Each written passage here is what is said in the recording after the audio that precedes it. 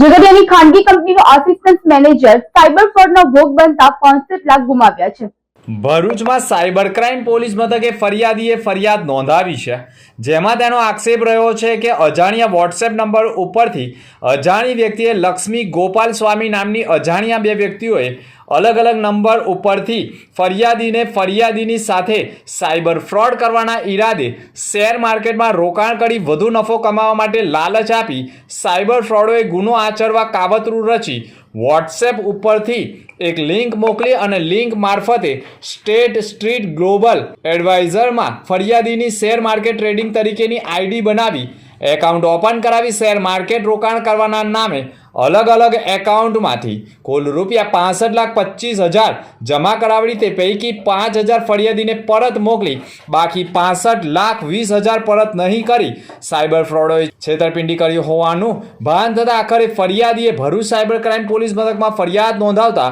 પોલીસે ગુનો દાખલ કરી સમગ્ર મામલાની તપાસ પોલીસ ઇન્સ્પેક્ટર કેડી માંગરોલિયા કરી રહ્યા છે।